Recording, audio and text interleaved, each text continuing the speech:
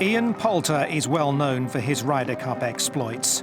A key figure in Europe's stunning victory at Medina in 2012, he made the team again for Gleneagles and was again instrumental in guiding Europe to success. A vice-captain this time, he's been telling us about his special relationship with the Ryder Cup. I just love the format. I love the fact of being part of the team. I love going head-to-head with somebody. I just really enjoy it. I don't know why. I'm not sure why some of my best golf has come in Ryder Cups, but you know, I'm pretty pleased that it's definitely come out.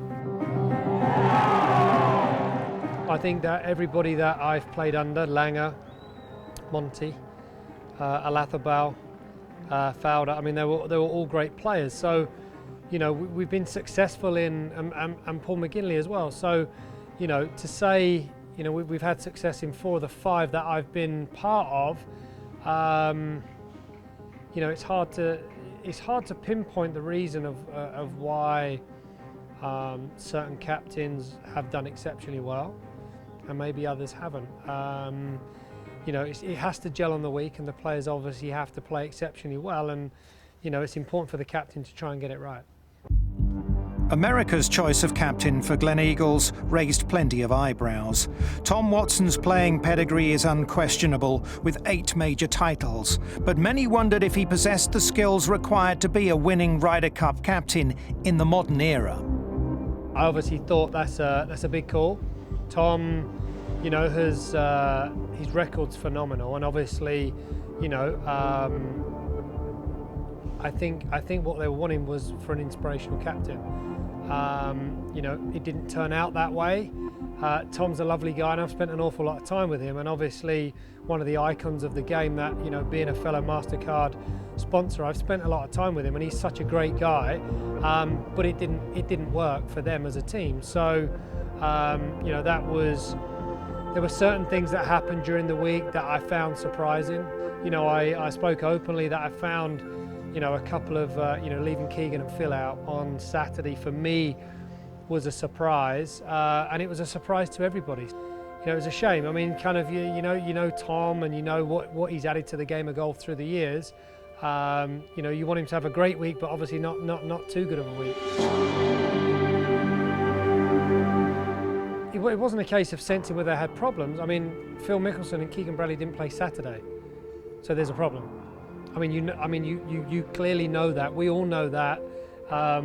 You know, they've played 5 matches and won 4. So, you know, I don't understand why they wouldn't play. That's my opinion.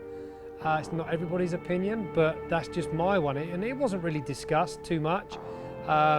You know, certain players found it a slight surprise, and I'm sure, you know, I haven't sat down and listened to the coverage, so I haven't listened to what the commentators were talking about, but I'm sure they were pretty surprised as well. Poulter's 2014 season was littered with irritating injuries and frustrating results. That put extra pressure on him heading into Gleneagles, not only to live up to his nickname, the Postman, and deliver once again on the biggest of stages, but also to adapt to a new role in the team. Not playing as well during the year, I knew I wasn't going to play all the matches, so that was different, you know, but I was fine with that. I spoke to Paul previously. I knew going into the week I was going to be rested, but I was keen to kind of play well when I got on the golf course. Didn't happen on the course with Stevie G. I really, you know, I felt that we could go out there and do a good job.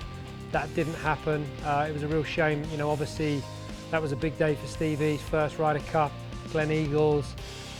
You know, I wanted to help him out, and you know, I tried, but nothing would get going. He didn't get going. Obviously, we got pretty heavily thumped. I knew I had to obviously go and play well. 1 being a pick, 2 with obviously, you know, a decent record, and the guys wanted to take me down. So, and obviously not having the best of seasons wasn't easy. So, you know, coming off little niggly injuries was frustrating. Trying to get fit and healthy to make sure, you know, being a pick, I kind of warranted that. So yeah, I mean, I think, you know, there was a lot of build-up of pressure during that week.